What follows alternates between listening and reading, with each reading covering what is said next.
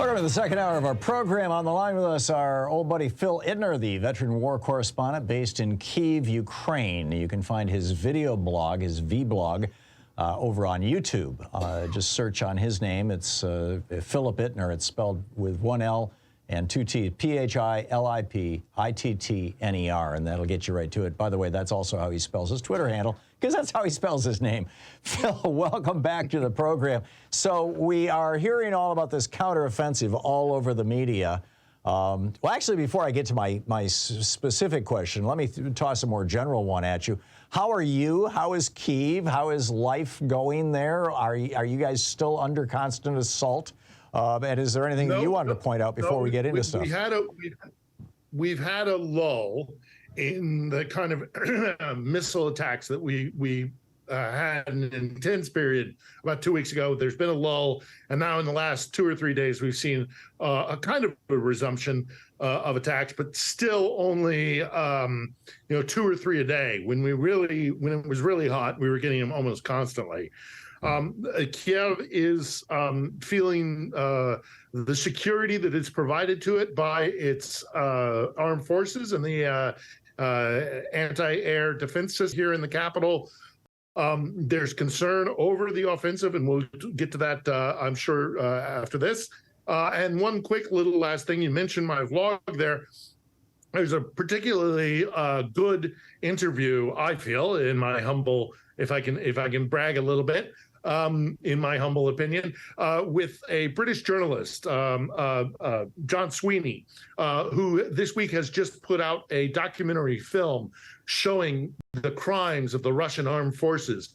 It's a film called Eastern Front. If you go to my vlog, you will see the interview that I conducted with Sweeney before he left to do the premiere in London. The world premiere was here in Kiev. It's a very good film, and it will show you what Ukrainians are having to put up with, and it will show you some of the crimes, as I say, straight up crimes, right, that have been conducted. How can people best find your video blog, Phil? Or your blog? My blog is on YouTube. It's just simply my name, Philip Ittner, Ittner, right. One L in Philip. And I urge you to go take a look. It's about a 25-minute long interview. John is an exceptional, award-winning British journalist who has been coming here for a long time, knows the lay of the land, and we had a really extensive conversation about where this war has been and where it's going. So right. I recommend folks to certainly go check out my vlog, but also do go check out this documentary that Sweeney has made called Eastern Front. Eastern Front. It's well worth the $5. Okay, and that's available where? It's in my vlog. They have their own website. The link is in my vlog. That's probably the easiest way to go and get it. Great. Okay. Yeah. Check out Phil's vlog. Yeah, it's a good interview and a good documentary. Phil, in the context of these ongoing missile attacks against Kyiv, against the capital city there, which I know has, the last time we talked, you guys were literally, I mean, it was just boom, boom, boom. Boom, boom, boom. I read a news report earlier this week that the Iranians were helping the Russians build a drone/missile factory in Russia, so that they could, instead of having to ship the weapons from Iran to Russia and then get them out to the front line, that they could move them to Ukraine and speed up the destruction of the country. A, was that true? And B, what will the consequence of that be? How seriously is that being taken by the Ukrainians? Well, as to the validity of those reports, I think that there are enough independent sources indicating that that is the case, that they're building this drone and bomb factory internally within Russia, probably around the Rostov area is the thinking. The thing is, and we touch upon this, John Sweeney and I, in the vlog that I just mentioned, we touch upon this. The Russians just can't get it through their heads that it's counterproductive. Every time they shoot at Kiev, it steals their resolve because they're under attack by this ruthless aggressor, and to succumb to them would be the Ukrainians feel, a worse fate than, in many ways, even death or, this constant attack, because you're dooming generations and down the centuries if you return to Moscow rule. So they just can't get it through their head. It's a blitz spirit. It's a London blitz spirit that the Nazis bombing London or Liverpool never got it through their head that every time a bomb blows up a building, it just steals the resolve of the people. And the same thing is happening here in Ukraine. Every time the Russians do something, it has a counterproductive effect for them. You know, it reminds me of when the Romans attacked the British in the first century, maybe the first century BC, and Agricola and Tacitus were there. Tacitus recorded it. Agricola was the general who was his father-in-law, and he famously wrote, you know, they create a wasteland and call it peace. You know, this absolute destruction. I mean, it seems to me like the Russians think they can get away with this because it's worked for them so many times in the past. They leveled Aleppo, it worked for them. They leveled Grozny, it worked for them. You know, we leveled Berlin, it worked for us. Sometimes just utterly destroying your enemy, you know, helps win wars. And it seems to me like that's the only trick in Putin's bag. Am I missing something? I think you're right there, and it's again another delusional perspective from Putin. I mean, Putin just recently, I think it was even just yesterday, held a press conference with a bunch of war correspondents in which he said, "Should we make another run at Kiev?" The idea that you could even entertain an idea like that shows you how disconnected he is from what's happening on the ground here and how much he doesn't understand Ukrainians. Yeah. This, you know, if the Russians have another run at Kiev, they will find the same thing that they encountered the first time they went at it, and that is, you know, in massive stiff resistance. The Ukrainians never are going to be under the thumb of Moscow again. Right. And they can't seem to get it through their heads. Yeah, they really no, I totally get it. So back to my, you know, where I started our conversation, the offensive. Yeah, what's going on? So the offensive is moving forward. I think we have discussed this in the past, you and I, Tom. The fact that this is not going to be similar, this offensive is not going to be similar to what we saw when the Ukrainians regained control of Kharkiv and Kherson in August, September of last year, because those were like spearhead attacks. They had a military objective. They went for it, and they very directly amassed their forces and in a spearhead attack went for an objective. This is going to be much more all along the entire front line.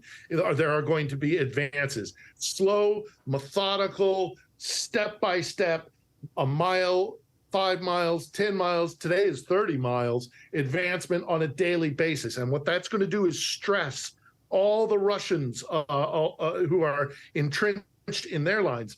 And by doing so, the Ukrainians seem to hope to just, you know, regain what is theirs. Every mile is a piece of Ukrainian soil that is now back under Ukrainian control. And that's how they're going, seemingly how they're going to do it. Now, they might find weaknesses in the Russian line that they exploit. So you will get, you know, a piercing move into a location. But for now, it seems what the Ukrainians are doing is just, you know, marching in lockstep almost with their forces taking territory. Right. The reports from the front lines that we're hearing are that the fortifications are strong. The Russian defensive fortifications are strong. It is formidable. Nobody is saying that this is going to be easy, but the reports we are also hearing is that the Russians are not standing their ground, that a lot of them are actually falling back to other positions as the Ukrainians approach with overwhelming force.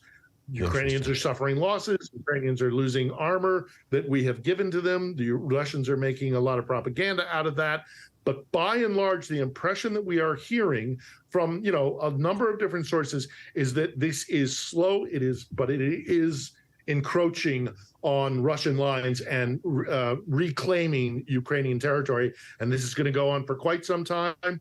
There might be other operations that kind of, you know, change it from that kind of profile. But by and large, that's what we're looking at this summer. Shades of World War I trench warfare. To use a football analogy, I'm guessing it sounds like what you're describing is sort of like 4th down and 2 yards to go. where basically you're just gonna rush the line. That's a really good analogy. But will there be a time when somebody falls back and tries a Hail Mary pass? I mean, are we going to see?